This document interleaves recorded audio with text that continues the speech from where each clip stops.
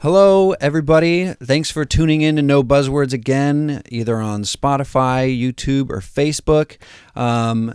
Thanks for watching. If you have friends and family who haven't seen the show, let them know that it doesn't suck. Today we have some beautiful guests, Eva and Patrecio, two world-class tango dancers and instructors. And we're so happy to have them on. Thank you both for coming on our little show. Thank you for inviting us. Yes, of course. So I met you guys at church, but I was acquainted with Patrecio a little bit before that. I worked from 2021 to about 2023 at Viking Feed. That's right. That's where we met. Do you remember that? Yeah. I remember you came in with your kids and got chicken feed. Uh-huh. Oh, That's where I saw you. Did you go to Viking Feed a lot? I used to like going there, yeah. Okay. So Yeah. Jalen, the owner, he's my brother-in-law. Oh, really? Yeah, I married his very beautiful sister. I see. Cool. Awkward. Lucky you. Yeah. Almost 14 years of marriage, baby. Yeah. So how many kids do you guys have? 3 kids. We have 3 kids, yeah. Okay. That's awesome. So do you guys have a little bit of a farm in addition to? Well, I have gardens, but I have 2 gardens this year, Yeah. and none of them are in our property. Huh? Yeah, I'm blessed to have good neighbors. Oh, that's they see my awesome. passion for it. So my next door neighbor Yeah. lets me have a tomato patch and vegetable patch, and Oh, sweet. Stanley, a friend of us, and I have a garden this year together in his property. Oh, cool. So we're collaborating on that. It's been great. It's good they let you do it instead of you just going and putting gardens in people's properties. Yeah, no, I got authorization before. And you said you're growing some of those cups. Yes. That's right. Yes, gore. Okay, so tell me about that cup. What's it made out of? Gore. What, It's, I don't know what that is. it's a plant that grows. Yeah. Oh, a gourd. Oh, it's okay. my English. Sorry. It's okay. It's okay. And you guys make that out of gourds? Well, this is a gourd cup. Yeah. So he planted. No, I didn't make this. No, Oh, this okay. is from Argentina, Okay. but it's made out of that. So this is an Argentinian drink. So it has yerba mate inside, Okay. and you put just a bombilla, we call it, which is a straw, a special straw to filter the water through. So you don't eat the leaf, and you just keep putting hot water. Just keep putting it. It's like an endless supply of drink. They gave All me you Yes, need is they gave me a exactly. taste. It's good. Is it good? It's good. Yeah. Awesome. It's strong, like an espresso shot. It but is very outside strong. of Is it that- caffeinated? Yes. Pretty much. Okay. There is a lot of craftsmanship that goes into this. The plant obviously is not like this, but this is the base. This is the gourd, which everything gets built onto it. You cut the top and then you use. I mean, it's been by civilizations have been using this for thousands of years to drink out of this kind of Yeah. Yeah. things. They make Making all sorts- bowls and yeah, stuff like that, bowls, you all know. sort of things. Yeah. And But today, you can buy them in Amazon or all the stores. Yeah. But this year I thought, I could grow the plant and maybe see if I can dry them up and then cut the top and make our own. Oh, I that's thought it so would be fun. cool. nice. Mm-hmm. Today we're reduced to Yetis and tumblers. I know. That's way cooler. I'm ashamed. So you guys are from Argentina. How long ago? And I know you already told me this, but for the camera, how long ago were you said 25 years? We came here to the States. Yeah. Yes. 25 years. What 25 what years. was the decision making process in that? You just decided that you The had you decision visited making- before? Yes, we travel all over the world as tango dancers. We've been everywhere. But the reason why we left Argentina, it was at the time that we left, the political situation was really, really bad. So Argentina defaulted in 2001. so people lost like the money in the bank or stuff, everything. Wow. So if you had money in the bank, you will go for your money and they will say, Not here. we don't have your money. Oh. It's Wow. very, very extreme. So people was rioting all the time. We changed presidents like I don't know, 5 times in a week or 10 days. It was because nobody wanted to take the case. It was so bad, nobody wanted to take care of the country at that time. Wow. So we have an opportunity at that moment, to travel here with a company, with a tango company. So we say, we better go now. It's our opportunity, And that's the reason why we came, kind of escaping. Maybe, we were okay at the moment, we had a job and everything, but we didn't know what to expect from the situation. Wow. And Argentina, since then, they've reverted back to they're healthy, they're stable at the moment. Argentina is always like a reckless kind of always okay country. Yes, it doesn't have any stability really. Yeah, no. Okay, I always thought Argentina was. Maybe I'm thinking of Chile. Yes, Chile I think you are confused with Chile, which is way more stable. Yeah. Okay, all right. Mm-hmm. So then you guys moved up here, and you just put your tango to work when you got here. Is that what Have you been in happened? Washington the whole time?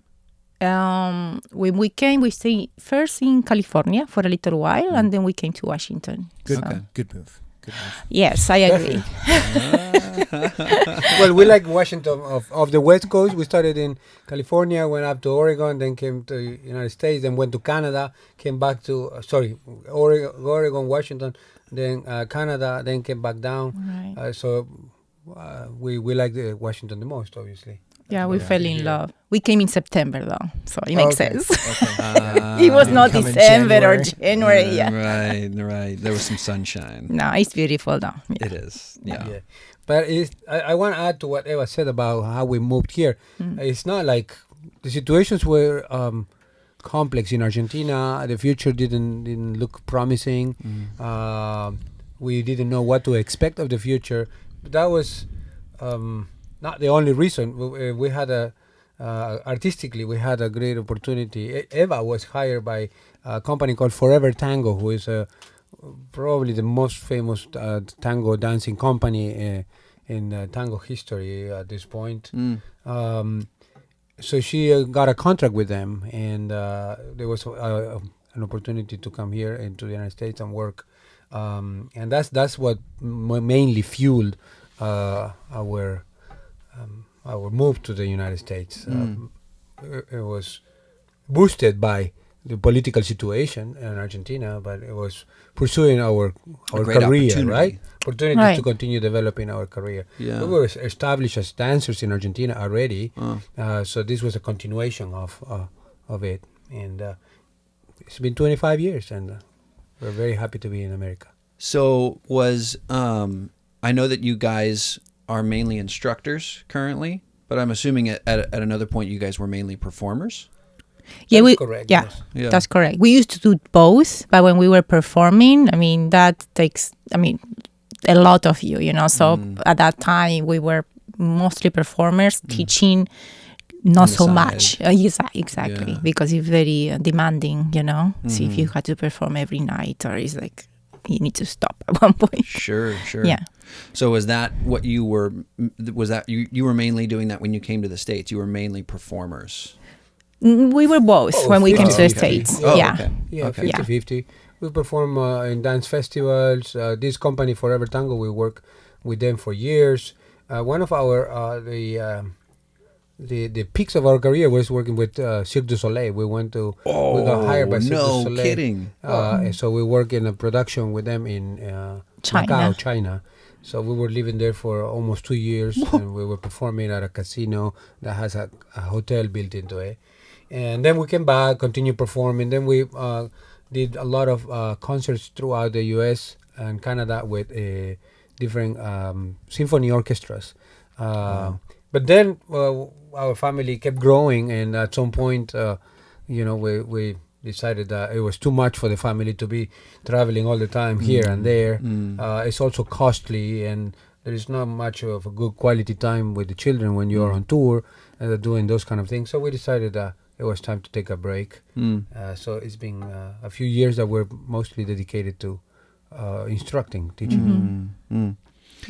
So did you guys find tango together, or did you guys find each other after you had found your dancing? Yeah. No, I was a ballet dancer before. Ballet. Yeah, and I found I end up working at the same place that he was working already. It was a dinner tango show. In Argentina, they are kind of popular because people go have dinner as they watch the Argentinian thing, big right? steak, So they have a big generally. steak, a very good one, you know, Nice. and they watch these tango dancers dancing. Uh-huh. So we met there when I started working there. But we met only as friends, you know, I mean, as Sure. a workers, you know. Yeah. So that was in 1998, actually. Okay. Yeah, and we started dating in 2000 and Oh, okay. dancing. So that's why we have been 25 years dancing together and being together. So, you know. And was Patricio? Were you dancing too at the same? Yeah, we were Yeah. co-workers at the same. Oh, okay. He was dance already team, working but we there. had different partners. You weren't like a dishwasher, like watching her dance. and you're like, Yeah, no, I need to start was- dancing. no. Yeah, that would be for a movie, right? I need to learn to dance. The dishwasher goes sign up for tango classes. Yeah. Gets the girl, right? Impress the lady. No, he started dancing tango when he was 11. So he was dancing tango for a while already when I met him. Okay. Yeah. So is that something that were your families into dance? Is that how you both found it? Not in my case. Yeah. No. Not in my case either. No. How'd you find dancing? Well, when I was 7, I was born with certain gifts, you know, like my mother saw. So I'm extremely flexible. I'm very strong. And like, she saw these things and she asked me if I wanted to be a dancer. And I say yes, without knowing what she was saying. So I had no idea, you know. And she's like, yeah, well, okay, we'll take you to dance lessons. Okay. And I fell in love. The first, as a ballet lessons, Yeah. ballet classes. And I just fell in love with dancing. It's like it was an instant connection with that art, you know, form. So that's the way I started because she saw I could probably be that. So I fell in love I think, kind of the first class. Yeah. And is that common in Argentina? Is dancing like for here? It's you put your kids in football, you put your kids in sports. Is dancing, is tango very common in Argentina to put your kids in? No, and at that time when I started, as I say, it was ballet, and tango was not so popular at that moment in the youth. Okay. You know, it was more for older people. Will do it more. You know, like when he started, you know, it was not common to have kids, like young kids, dancing tango. You know, then it became like popular again, I would say, later on. So yeah, for me, it was like dancing ballet. And at one point I had the opportunity, someone asked me, a friend, if I could dance with him, you know, because he didn't have a partner and he needed the money. You know, so I say like, well, you know, I don't dance tango, so I don't know. And he said, okay, but you can do it. You're a dancer, you can do it. So we kind of rehearsed a little bit, practiced a little bit, and I started dancing on the street with him because he was a street performer at the moment, at the time. And it was great. It was a great experience. I fell a couple of times, actually, because when you don't know how to dance tango, you get tangled up very easily, you know. So you fell while you were performing? Yes. Oh, no. Yeah, I did. I mean, Yeah. it's like, I couldn't believe it, because in a second you're on the floor, you know. It's like, wow, I learned the hard way, you know. So, yeah. Me too. Oh, you. The hard streets I mean, not of tango. I mean, Argentina. I think sometimes I learn the hard way. Okay. I was thinking that. Yeah. So, yeah, that's how I start tango. And So then you started I switched ballet at 7 years old. and then you found tango sort of as a young adult? Yes, through your friend? yes. First, I went to watch tango because I like dancing, you know, but I didn't dance it, you know, till that friend that I met, you know, that tango dancer, and he asked me, you know, if I could help him basically at that moment, you know. Yeah. So yeah, then I kept kind of keep dancing ballet for a couple more years, and then I switched completely to tango. You know, it's like it was full-time job. I love it. You know, I could express myself better actually. in ballet. Ballet is very strict, you know. Tango gave me the opportunity to use all my knowledge, you know, and apply it in a different dance form, you know, and be more free, I would say. Sure. I like this podcast because I get to know about my wife. Hey. Oh, you know everything. But I love listening. There's to always it. something new to learn. So, Patrecio, did you was it tango initially for you, or did you start ballet as well? I started with Argentinian folk dances Oh, cool. when I was a little kid, and just like Eva, we owe it to our moms. My mom was always trying to find things that will inspire me, get me out of the street, and things to do. So she signed me up for painting, basketball, football, martial arts, everything. And the time for dancing came, and just like Eva, there was an instant connection there, and I picked it up right away. And then soon after I started with folk dances, then I started learning also tango, and that became my career. But at that time, when we were kids, it wasn't very popular. Tango wasn't very popular among youth or not even children, because Eva was talking about Argentinian waves or swings in political situations, and the Argentine tango, the 40s is considered the golden era of Argentine tango. The 40s. Yes, Okay. the 40s is the big band era, just like in America, big band era, you know, big orchestras and big dance halls everywhere. Yeah. But then the rock and roll came into Argentina in the 60s, And the drugs. and then and what and the drugs. and the Beatles and the kind of that kind of culture started getting in, and at the same time there was Can't really dance when you're high. you can't really dance when you're high, and at the same time there was a military government that took over, and they were censoring the arts tremendously. They will the police or the army forces will break into public events and shut them down and arrest people for investigation. If whoever looks suspicious, they will be picked up and loaded into a bus, a school bus or some sort of bus like that, taken to the police station. So that made it that a lot of people would rather stay home. You know what I mean? So nights, the arts were down. All songwriters weren't talking about anything that was controversial because they had, some of them had to exile. There's many artists from that generation that had to exile to Europe because they were prosecuted for that, you know, politically. They were put under pressure, and a lot of people would pretty much don't go out at night because there was I don't know in English when they say when curfew. There were curfews put in place, and there were some dark times in this in the That was the 60s, 60s, 70s, 60s and 70s.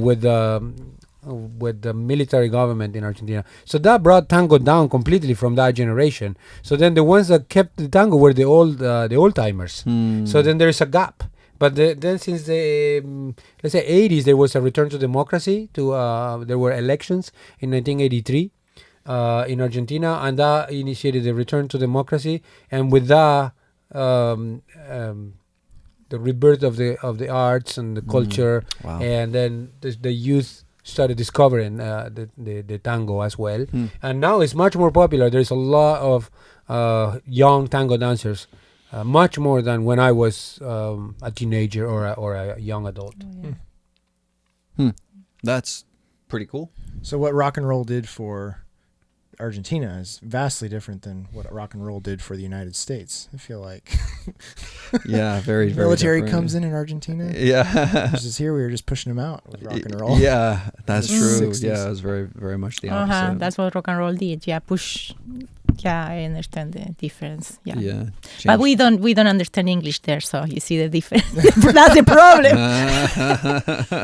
And most of it was written in English. Exactly. I see. Yeah. So you guys have 3 kids. Are they all doing? Do they all do tango? Our daughters are the oldest, but the younger, he's 7. and he doesn't dance Yes. yet. Yeah. I mean, he dances at home all he the dances. time, yeah. He's a He's a natural dancer. dancer. I think probably he will become a dancer, but he's not there yet, like dancing tango. Yeah. Our older daughters, they do. How old are they? 15 and 10. Okay. Awesome. Yeah. Good ages. If you're watching, hello. I love you, all three of you.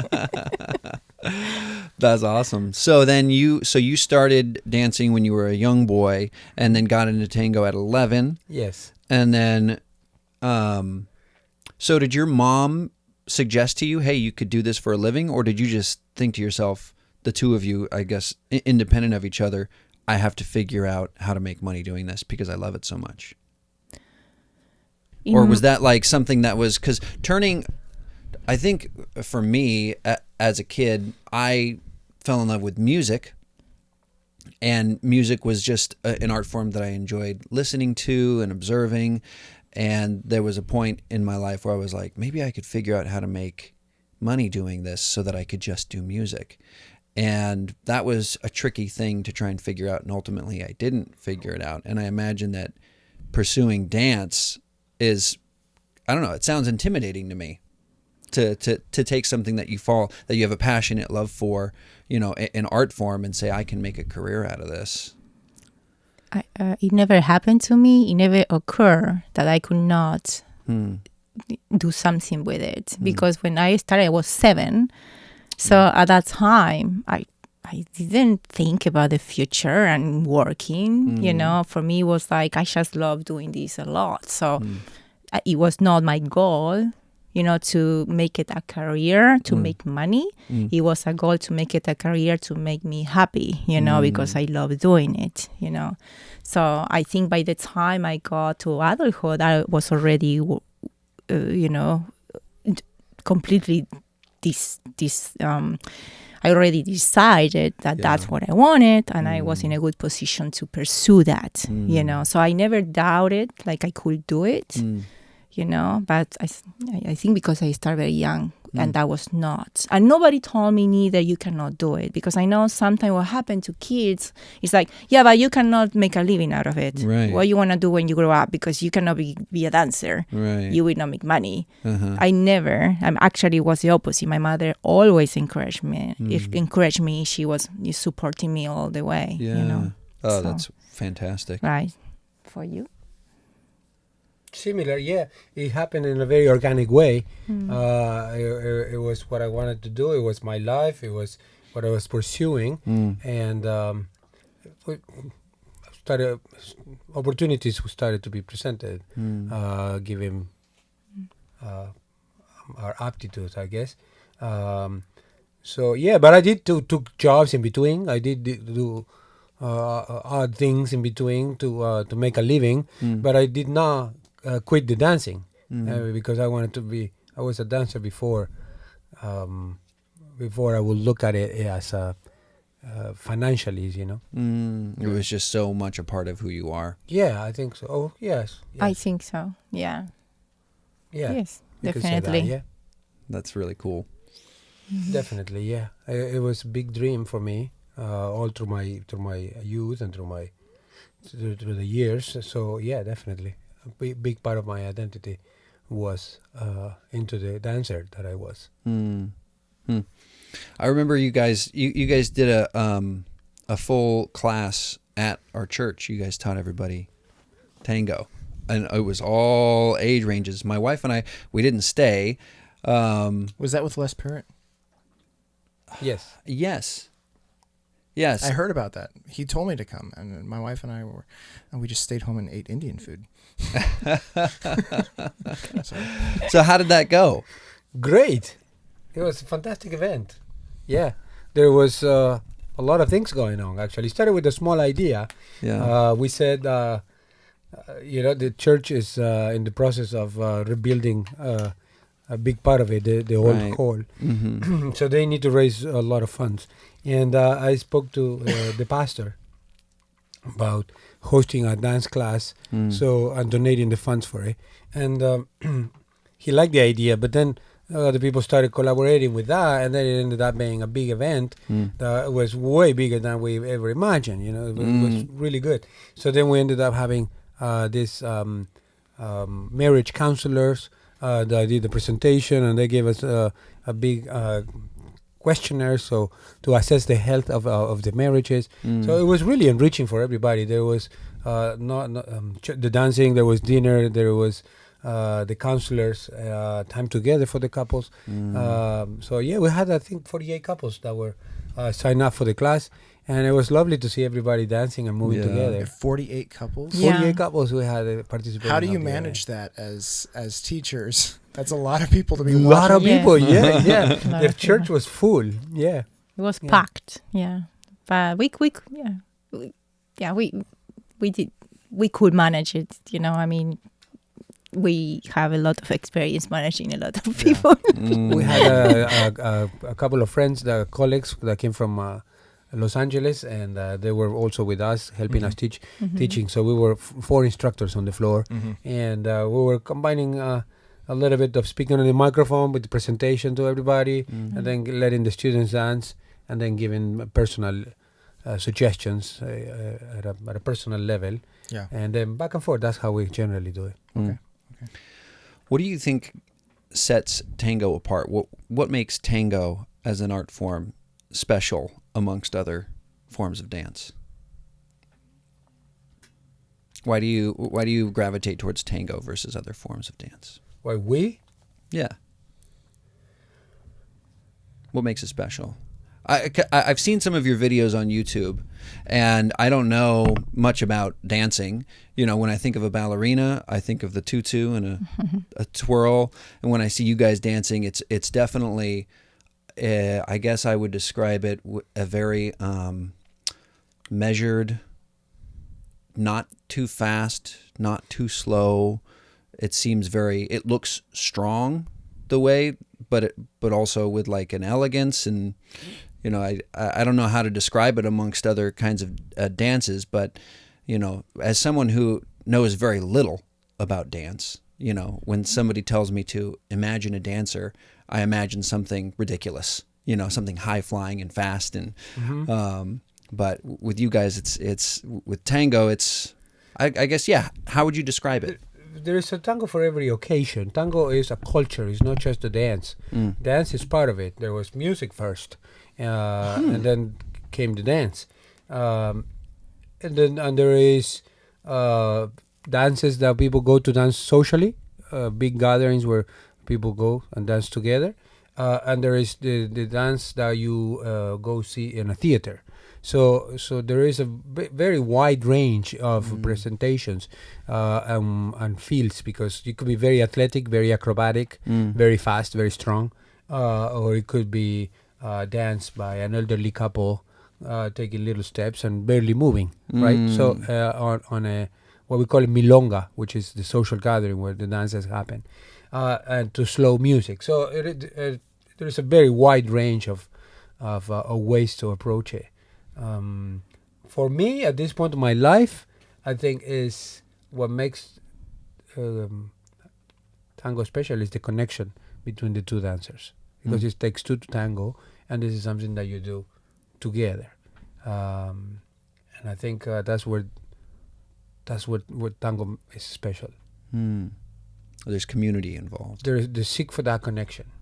Huh. So you highly recommend tango for married couples?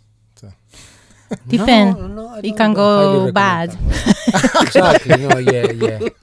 Tango, another thing that it has in comparison with other like partner dancing, is that it's very complex. It can be very complex. So if that's what attracts people, if depend on what attracts people to tango, people get, you know, they might just go to tango thinking that, they will have a romantic evening, you know, and then, you know, they don't, because it's difficult, you know. So, but some people go because the difficulty of the dance, you know, and they actually love the challenge, you know, to understand the body mechanics, you know, to achieve such a perfection, moving in synchro with someone else, you know. Tango is complex. It's not an easy partner dance, you know. So, yeah, I think people get attracted from different. I think some people just love the music, and just walk together around the dance floor, and that makes them happy, So it's a big. So it could be a good test for the marriage to see. Definitely. That's for sure. It will bring out. That's for sure. Yeah. It will bring out what's there. Yeah. So if there is a lack of patience, it will show from one of the partners. Sometimes you see one partner that is blaming the other one, or for what's not working, or lack of tolerance, or I mean, it brings out a lot of personalities. So there is an opportunity for growth by practicing tango, but also can bring conflict. Yeah. So sometimes as teachers, we need to kind of manage certain situations, for example, because you can see, that maybe these couple are having difficulties, Sometimes they are not even couples. They are just people are rotating and personalities show up, So you need to kind of balance things out, Yeah. So it's interesting. That's pretty cool. So do you guys... you guys do this full time now, or do you have other jobs that you do as well, or is it just you guys are just doing tango? Yeah, we do tango full time for a living. Yeah. Yes. Yeah. That's awesome. Yeah. And you guys are based up in Kingston? We are based in Kingston. Yeah. What's your studio called? We don't have a studio. We freelancers. Okay. So we used to have a studio in Seattle, but we're now teaching at different locations. Oh, okay. Awesome. So we rent different studios or stuff, but we don't have our own. We teach in Port Townsend on Mondays. We teach in Finney Ridge in Seattle on Wednesdays. We teach in Linwood on Thursdays, Fridays. We do some Sunday events or Saturday events in Port Townsend as well. So who has the best tango scene in our area? Is it Port Townsend? In our areas, yes. On the peninsula, yes. Townsend. Port Townsend, yes. Yeah. There's a new studio. So again, you say you're good making connections. There's a new studio in Silverdale, Arthur Murray, and there is a franchise that is all over the country. And I saw that they opened up in Silverdale, and I'm interested in reaching out to them and see if they will be interested in having a tango program there. Yeah. And I would love to work more locally. So who knows? There might be a new community of tango dancers coming up in Silverdale. Silverdale. So, Awesome. Do you have people over the years in our community that have grown with you in tango and they still do it with you weekly? Yeah. Maybe yeah. several people have become instructors. Oh wow. Okay. One we have Andrew Flojo in Olympia. Yeah. How long does it take to become an instructor? Is it like 1 week in some cases? Oh, wow. I took a course. I can do it. Exactly. Yeah. Because there is no university, there is no title, there is no license. This is a kind of a thing that everybody can have a shot at. Yeah. So yeah. Awesome. Is there much of a relationship between those who dance tango and those who do the music of tango? Is there much of a connection between the musicians and the dancers, or do you guys just end up at the same place at the same time and do your thing independent of each other? Because you said that tango was very much, it started out as a music. Yes. And then the dance was born as people listened to the music. And so, I mean, I guess in today's day and age, the music is often digital. You just hit play and then the music is going. But I imagine where you guys met at the restaurant when you were both performing at that steakhouse, did you guys have much of a relationship with the musicians who played the tango? Yeah, at the time when we met, were two orchestras at that time. Mm. So it was a very huge show. Oh. And so, yeah, you talk sometimes to the musicians. Sometimes some people become friends with them, but not necessarily.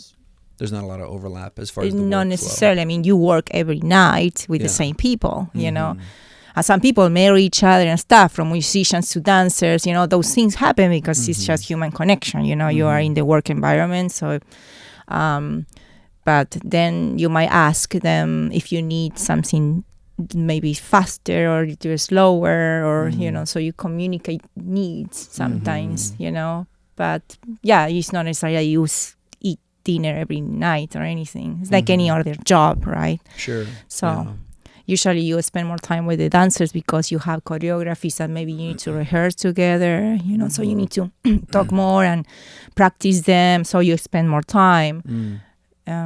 But yeah, I think we inspire each other mutually. I mean, there's the dancers are inspired by the music, and the musicians are inspired by the dancers. I always remember an anecdote from a colleague. His name is Héctor del Curto. He lives in New York City, and he worked with a very famous conductor back in the day. His name was Osvaldo Pugliese, and Héctor told me that at rehearsal he will tell the musicians to imagine the dancers, because the music is built for dancing in many cases. So he will tell the musicians, you got to imagine the dancers. The dancers work on the first and third beat, because this is a 1, 2, 3, 4, 1, 2, 3. So you step on 1 and 3, right? And then Pugliese will say, you got to imagine the dancers. And then this orchestra is always going like this. Boom, sha, boom, ja, boom, ja. And that's a characteristic sound of that orchestra, right? So to put into context how important was for Osvaldo Pugliese, the visualization of where the dancers walk, and how he will create the pieces for the dancers. And Pugliese is one of the everybody's favorite to dancing. Wow. He was a master at it. So there is a really strong relationship. This might be a dumb question. What's the music style? Is it just called tango, or is it flamenco, or what's the music style called? It's tango. Just the tango, music okay. style is tango. The genre is tango. Within the tango there are 3 rhythms, which is tango, milonga, which is a faster kind of habanera kind of rhythm, and then there is vals, but it's a tango, like a Creole vals, like a 1 2 3 1 2 3, but with flares of tango. The tango that you combine with flamenco that you're saying is because tango really originated in Spain in the 1800s. Okay. And then we tend to think that the tango from Spain is a different tango, but it's the same tango. It's just that it's an early version of tango. Then tango came to Argentina in the hands of the immigrants, and they brought their culture, their instruments, and it continued to evolve. It changed to different kinds of instruments, and it's still evolving today.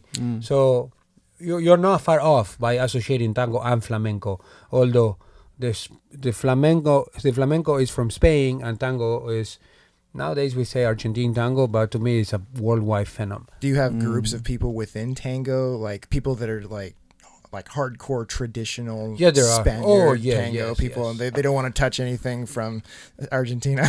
That's right. Yeah, there is people who they like what we call alt tango or alternative tango, which is to dance tango to non-tango music, and some people like that. There is a thing. It's a thing. There are actually some events that are dedicated to alt tango, and there are other events where they're happening in the U.S. They're called tango encuentros, and these people consider themselves the ambassadors of the traditional codes of the tango, and they actually sit men and women in different areas of the room, and you only invite or accept an invitation to dance through eye contact. That's called cabeceo. It's been in tango forever. This has been in tango since last century, and is that you have to make eye contact with the person you want to dance.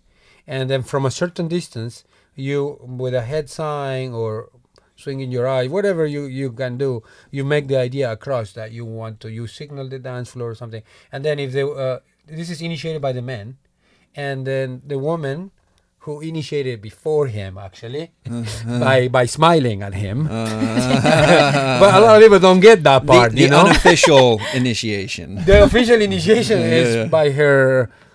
making herself available, right? Looking your way, because if she's looking this way, you're never gonna get it, right?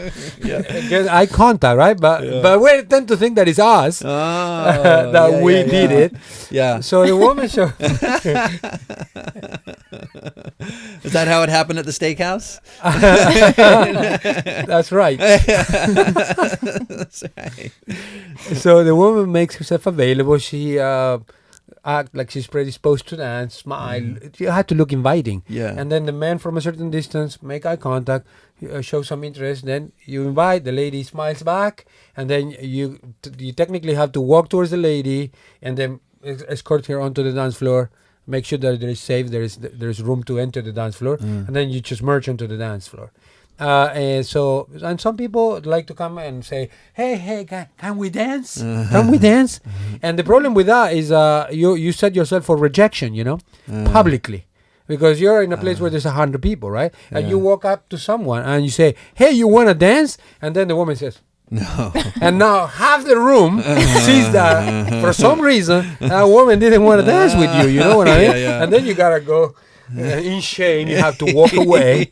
And how do you recover from that? You know what I mean? Sympathy. Another woman would be like, I feel bad for that guy. Of course. Well, yeah. All of it is a play. All of it is a play. And also transgressions, crossing boundaries, walking into a place where two women are having a conversation and this guy is just carried by his desire of dancing with that woman, and he has to walk up to her and say, hey, let's dance. And then the balloon gets popped, and because you say, look, dude, we're talking. Don't you see? We're engaging in a conversation. So you really have to put yourself together before you can actually come up to someone and have a dance together. So I think the cabeceo is really wise. It's very well placed. As part of the culture, some people get offended by it. They don't like it, because some women feel like they have no saying in it. So they feel like they have to submit to the will of the men. But they cannot see how they are really participants of it. The men can only walk through open doors.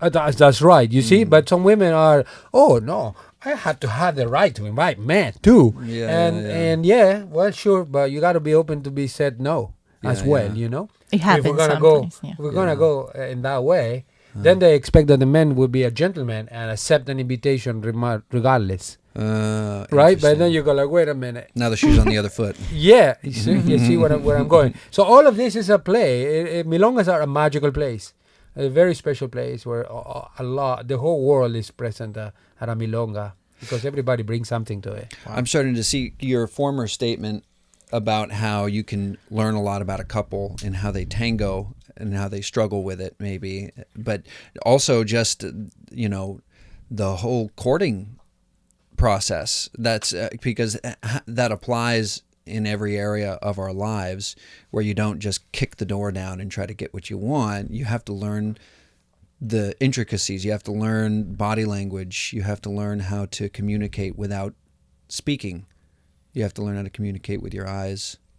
Sounds like what our world really needs right now, with Tinder and everybody online and all of our dating online. It's like everybody should be going out to tango on Friday nights. Going out to tango, yeah. Yeah, of course. Yeah, it's a big reason why a lot of people join tango. They want to meet people. So yeah, definitely. And tango is being considered the most passionate dance in the world, or the expression of romance or something. It's being titled many times like that. So yeah, there is of course room for romance. But do you think that's not true? Do you think there's Do you think it's not as romantic as people think it is? I'm married to my dance partner, man. So, so it is. What can I say about that? It is. But it takes some time for it to become romantic, because you have to learn. Yeah. People, as I said before, people think, oh, it's so romantic, we embrace and whatever. And then they start having conflicts because, no, you don't follow me. No, you don't lead me. You step on me. You know, and so it becomes a problem very quickly. So, people need to know that it's a learning process of something that you might enjoy, but not maybe the first day, Have you guys ever ridden a two-person bicycle? I never did a tandem bike. Yes. It's the same thing. You get on it and you think it's going to be fun with your partner. It's not. Okay. Because I'm in charge of steering and you're not pedaling hard enough. That's right. Mm-hmm. Yeah, of course. So, yeah. That's awesome. Well, what do you think? Because I feel like the arts and things like dancing and things like music and visual art and everything is, they're kind of, in today's culture, losing their meaning and losing their purpose. I think part of that is just because of the commercialized nature of our culture. Everything is supposed to be, you know, music is primarily digital. Usually people are listening to it alone. And I think a lot of people are trying to figure out these art forms, these things that we enjoy in life, like music, like dancing, like painting, like film. How can we start enjoying these in the way that they were meant to be enjoyed, as opposed to the commercialized nature that we're kind of inundated with now? I know for me, I'm trying to think of like how I've lost the joy of music a little bit, because usually I turn on Spotify and all the music is there. It's all accessible, and it's so easy to just hit play and listen to music alone and think about other things and kind of lose the joy and passion of it, because it's so easily accessible and it's constant, it's everywhere. And I'm trying to get to a place where I'm like, okay, I'm focusing on it. I'm trying to figure out what role does music play in my life, instead of just constantly having something playing and drowning out the noise of my surroundings. Do you guys see that happening with dance at all, where sort of people are losing track of the role that it's supposed to play in our society?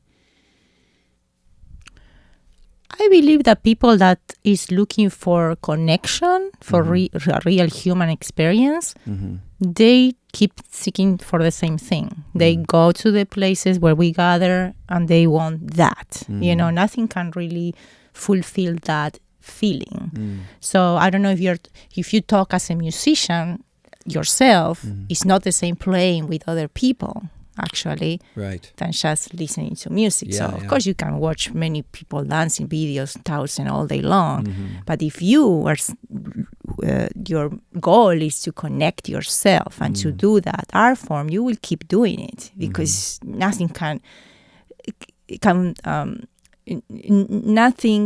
replace the actual doing it, you know. So I think that it will always be the same. People will always try to go back to the source, you know. Yeah, I agree with you, because I think a lot of people are lonely. And like we said earlier, a lot of people come seeking meeting people. Coming to a dance class is a place where you're going to see, where you're going to find people. And sometimes, quite often, tango ends up becoming a new community that people join, and then they start making plans around it, visiting each other, becoming friends, sometimes become someone meaningful to somebody else. So I saw a list of jobs that will be replaced by AI, and tango dancers have not made the list. It was published by Microsoft. So, they haven't come up with a software or a robot. Take that, Bill Gates. So I think we're good. Yeah. That's why earlier I told you about the connection that people are seeking. Yes. That brings them to tango. They might realize it, they might not realize it. But deep inside, that's the need for connection. Yeah. Well, and I mean, and just like I was saying with music, people will go to an inhuman, unhealthy source. I think a lot of people will just go to the club and, they'll listen to loud electronic music and kind of get drunk, do some drugs. They're going out to meet people there. You know what I mean? And I feel like that's sort of people's standardized assumption, like that's where I got to go to meet somebody or something like that, a big loud club with today's popular music, and have a few drinks or whatever and maybe forget the night completely. Whereas I think you guys are presenting something so much better, something like your vision of it is what it should be. And I think that, like, for me, I don't go clubbing or anything like that, never been to a club or anything, but I know that it's ubiquitous in the culture, and that that's what people's assumption is. And so I think that promoting what you guys do and your kinds of events is what our culture needs, you know, to get out and to dance. And, you know, going to the club is easy. You just have to pay to get in. You don't have to know how to dance, you know, because from what I see on the movies and the shows that depict it, it's just this crowded room with barely enough room to, you know, you're really just rubbing up against other bodies the whole time. Whereas you guys are presenting a challenge that if you accept that challenge, it'll get to the point where maybe it wasn't romantic to start, but a year later, you know, maybe you met your spouse. Mm-hmm. Very possibly, yes. Yeah. We have some students have got married. Yeah. They met in our classes, and then Really? later on they married, and they're living together. Richard and Carol, they're living together in Florida now. Wow. Yeah, so yeah, what you're saying is the truth. Yeah. They teach tango in Florida? No, they don't. Okay. No, they don't. Okay. Well, we're running up on time. Can you guys give us give the camera a plug for where they can find your classes, where they can see your stuff, maybe on YouTube? Yes, the stuff in YouTube. If you look for our names, which is Eva and Patrecio Tango, you will find our YouTube channel. So, yeah. Okay. Yeah, and the YouTube channel is YouTube at Tango Experts. Tango Experts. That's right. On YouTube. Yeah. Okay. And you guys are you're in Port Townsend frequently. Are you in a single spot in Port Townsend right now? Yeah, the Bridget Loft Okay. on Quincy Street. Awesome. Yeah. And you said that's Mondays? That's Mondays, yes. We're going to start a beginner's class in October. So there will be a good opportunity for people who have no experience or no partner to start in October. And by December, there will be tango dancers. Awesome. It's like a 10-week class. Cool. Awesome. Yeah. Cool. Okay. Yeah. Well, thank you so much for joining us. We really appreciate it. And we will see y'all next week. Yeah, it's a real pleasure. Yeah. Thank you.